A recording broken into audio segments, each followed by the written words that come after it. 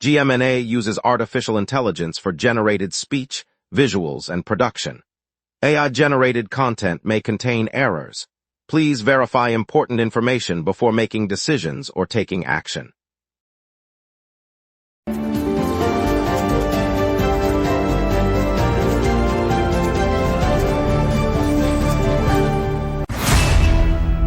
Good morning, Montreal. I'm Lauren Dupuis.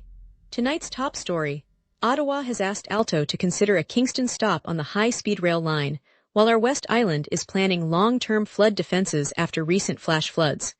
Traffic is moving with minor delays, and rain has doubled June's average. Over to you, Ryan.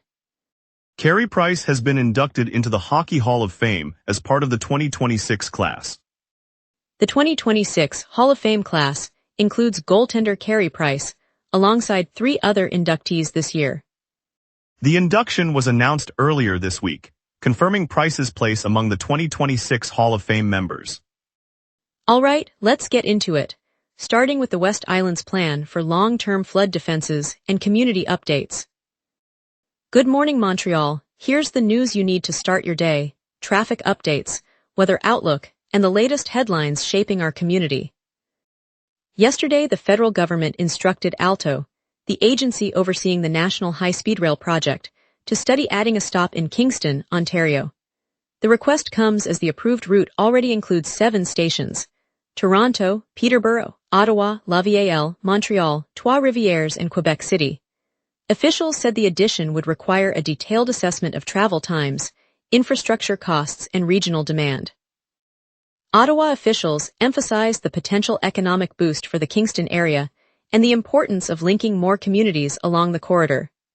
Alto has not yet confirmed whether the Kingston stop will be incorporated, but it will present its findings to the Transportation Ministry in the coming weeks.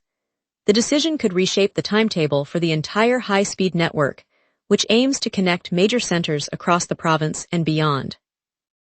Stakeholders from the Kingston Chamber of Commerce welcomed the prospect, noting that improved rail access could attract tourism and investment. Saturday's torrential rains unleashed flash flooding across the West Island, adding a 5th recent inundation to a pattern that includes 4 floods since 2017. City officials and the island's municipalities convened on Saturday to outline a long-term flood defense strategy. Plans under review call for a network of additional sponge parks and retention basins designed to absorb runoff and slow water flow during heavy storms. Engineers say the new sites would complement existing green infrastructure and aim to protect residential streets, schools, and businesses that have suffered repeated damage. The council will seek provincial funding and begin detailed design work later this month, with construction slated for the next few years. Residents are urged to stay informed as the municipality moves toward permanent water management solutions. Officials warn that climate trends could intensify future storms, making swift action essential. After a 3rd wave of torrential rain swept through Pierre, FON Roxborough on Monday, residents on Fox Street spent the day hauling out water-logged furniture, appliances, musical instruments, and car debris from dozens of flooded homes. The sudden surge turned the residential street into a shallow river, forcing families to wade through ankle-deep water to rescue belongings. Neighbors organized a spontaneous cleanup, moving soaked sofas onto dry pavement and stacking salvaged items in communal areas while volunteers shuttled damaged goods to nearby donation centers. City officials warned that repeated storms have strained the borough's drainage system, and engineers are evaluating long-term upgrades to prevent future inundations. For now, community members continue to mop, dry, and sort their possessions, hoping the water recedes before another storm arrives. Local charities have pledged assistance for those whose possessions were ruined. Yesterday, the Hockey Hall of Fame announced its 2026 player inductees, adding veteran goaltender Carey Price to a distinguished quartet that includes Pekka Rinne, former winger Keith Tkachuk, and pioneering forward Cindy Curley. The ceremony will take place this summer at the Hall's Museum in Toronto, celebrating the careers of 4 players who left a lasting mark on the game. Price, a 2-time Vezina winner and long-time netminder for the Canadiens, joins Rinne, a 5-time All-Star, Tkachuk, known for his gritty scoring, and Curley, one of the early women's hockey trailblazers. Each year the Hall selects former players, builders, and officials for induction, honoring those who have contributed to the sport's heritage. Fans can look forward to seeing the new class hoisted onto the famed glass during the upcoming ceremony soon after. Simon Paré-Poupart's memoir Ordures, Journal d'un Vidanjeur, is set to reach a global audience after an English translation will be released. The book, which chronicles the daily lives of Quebec waste collectors, earned strong sales in its home province, prompting publishers to expand distribution. Starting tomorrow, the English edition will be shipped to 5 countries: Italy, Germany, the Netherlands, Japan, and South Korea, plus the United States, covering key markets across Europe, Asia, and North America. The translation was overseen by a bilingual editorial team, ensuring the gritty humor and technical details stay intact. The move follows the memoir's breakout success in Quebec, where readers praised its vivid portrayal of the often overlooked work of sanitation crews. By bringing these stories to an international readership, the publisher hopes to shine a light on the universal challenges and dignity of the waste collection profession. Later we'll hear how the Quebec Archdiocese must pay $31.5 million to victims, and what that means. We will be right back. Watch the local sunset tonight at 6 p.m. for all your local Montreal news. If you run a venue, a comedy night, a concert, a fundraiser, you already know the hardest part isn't the show. It's selling the seats. Theaterfiller changes that. In minutes, you're set up with your own ticketing page, QR code delivery, and a door scanner. No technical headaches, no middleman taking a cut of your night. Your event, your tickets, your revenue. Go to theaterfiller.com and fill every seat. Welcome back, everyone. Let's dive into today's local stories with Ryan, covering the traffic, community events, and what's happening on the streets. On June 22nd, the Quebec Archdiocese was ordered to pay $31.5 million to individuals who came forward as victims of abuse. The court ruling mandates the church to provide financial compensation, marking the biggest payout of its kind in the province's history. Plaintiffs had pursued legal action for years, alleging institutional failures to protect them. The decision follows a lengthy investigation that uncovered systemic negligence within the organization. While the Archdiocese has not yet detailed how the funds will be distributed, the judgment signals a significant step toward addressing the claims of those harmed. Legal experts note the amount sets a new benchmark for similar cases across the region, potentially influencing future settlements. The award will be administered through a court-supervised fund, which aims to ensure timely payments to claimants. Families of victims said the decision offers a measure of closure after decades of legal battles. A family in Montreal Nord says police sprayed pepper spray at a birthday party alleging misuse of authority. According to the family, officers entered the private residence on a Saturday morning and deployed the irritant on several guests before leaving. No injuries were reported, but attendees described intense coughing and temporary eye irritation.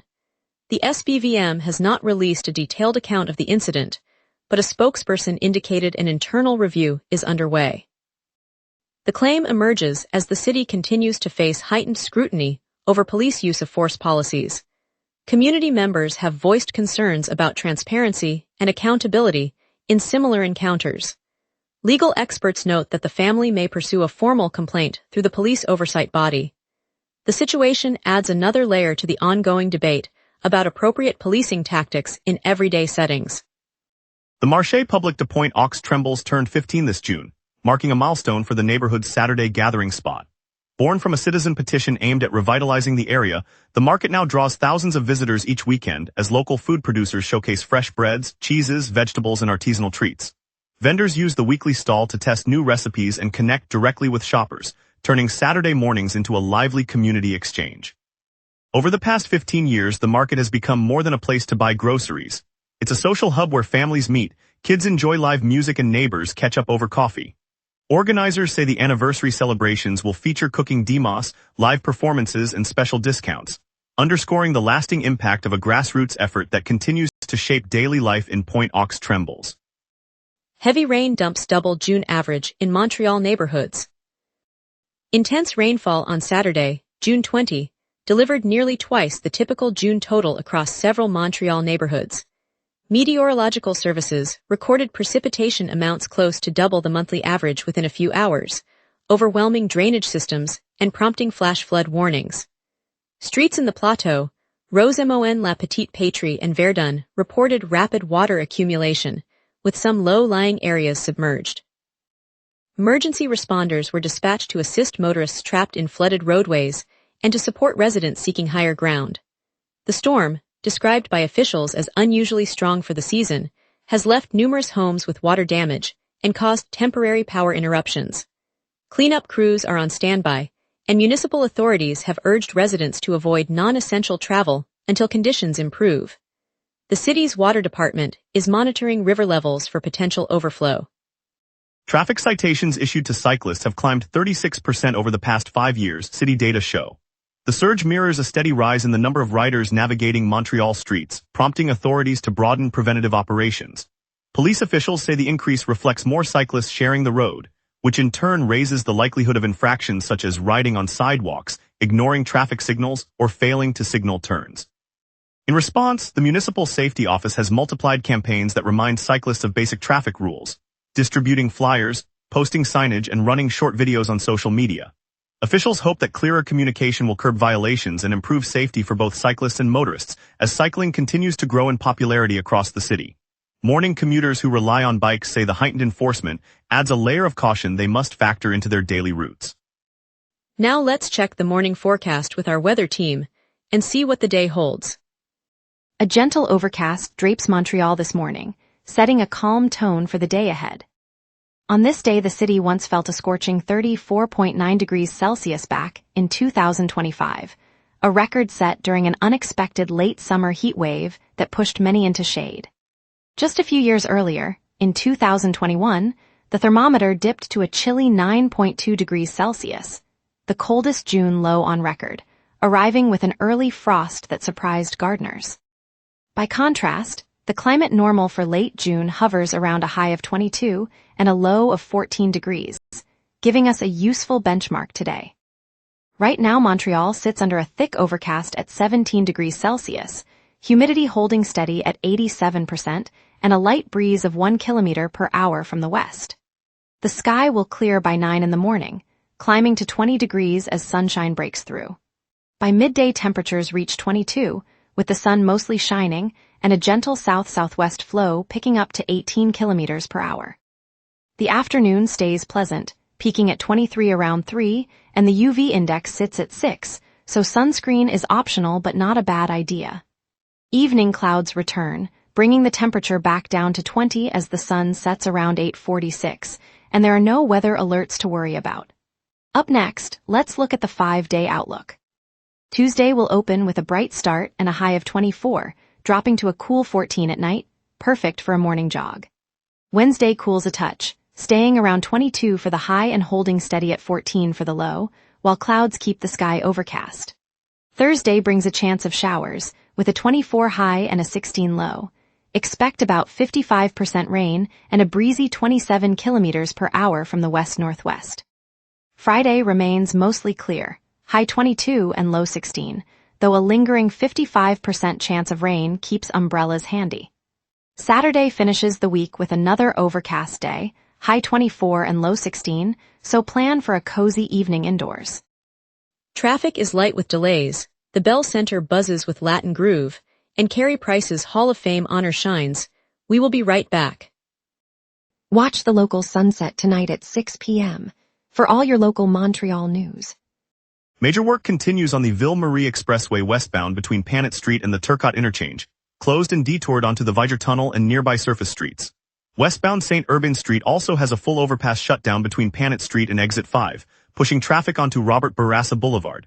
St. Jacques Street redevelopment at Exit 5 to Mansfield Street cuts westbound lanes to 1, creating queues in the morning peak.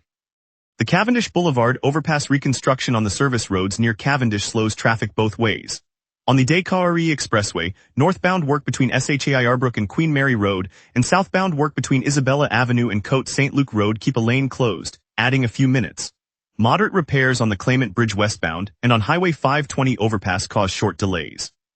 Victoria Bridge lane restrictions stay in place, but traffic moves steadily and transit runs on schedule. La Fête Nationale du Québec lights up Montreal today with parades, food trucks, live music, and a grand show across Maisonneuve Park, neighborhood streets, and the Quartier des Spectacles. Expect crowds, festive vibes, and a perfect excuse to enjoy summer.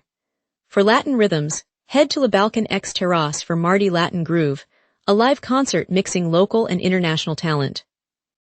Families can enjoy Brown Family and Bon Enfant live in Parc La Fontaine, where folk tunes create a kid-friendly atmosphere and a pleasant picnic backdrop.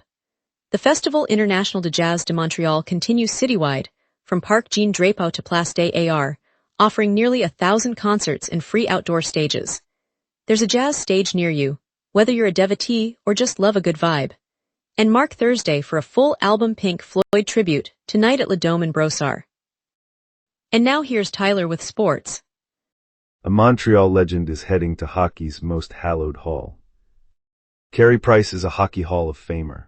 The Montreal Canadiens goaltending great was elected to the 2026 class on Monday, joining Patrice Bergeron, Pekka Rinne, Keith T. Tkachuk, and Cindy Curley in the player category, a long-overdue honor for one of the most decorated netminders of his generation.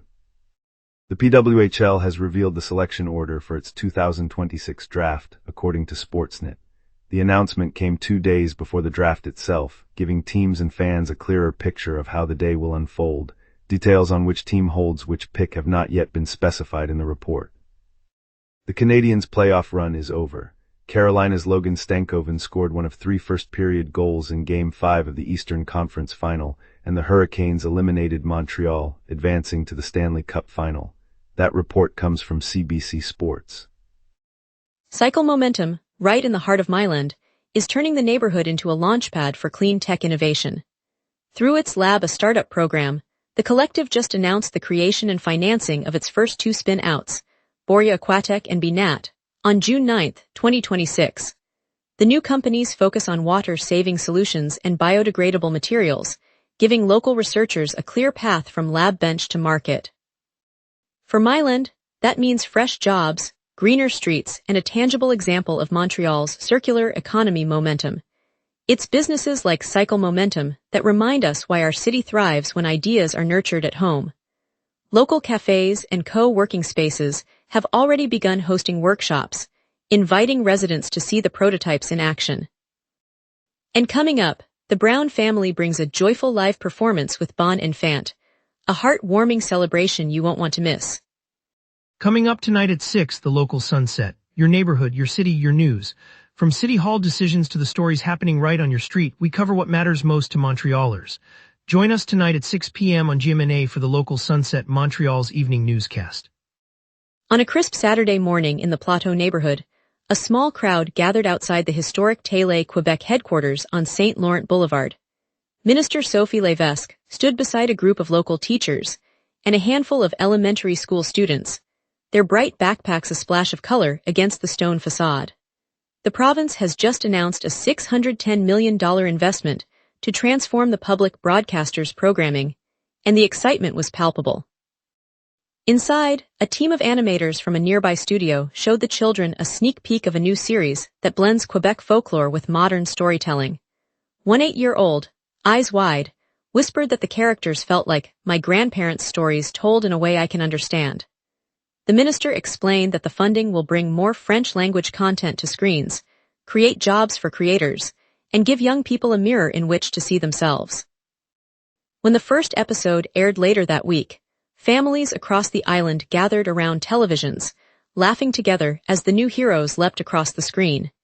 It's a reminder that when we invest in imagination, the whole community shines.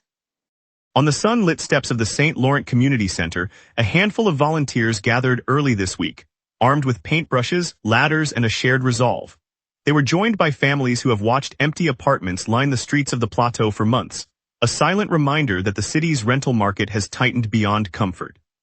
Among the volunteers was 30-year-old Maya, whose own parents were forced to move across town when their lease doubled in just 4 short years. With a steady rhythm, she and her neighbors stripped faded wallpaper from a vacant unit on Rue Saint-Denis, revealing original hardwood floors that had been hidden for decades. A local artist known for bright murals stepped in to turn the hallway into a cascade of turquoise waves, each brushstroke echoing the hopes of those waiting for a home. When the doors finally opened, a young couple with a newborn stepped inside, eyes widening at the warm light spilling across the newly painted walls. Their quiet thank you lingered as they imagined bedtime stories in a space that finally felt theirs. It's moments like these that remind us why we love our city. Thank you, Montreal, for joining us on the local sunrise. Tonight's glimpse of the Point Aux Trembles Market, celebrating 15 years, reminded us of the city's vibrant community spirit. We'll be back tomorrow with more stories that matter to you. Stay curious, stay connected, and have a wonderful day.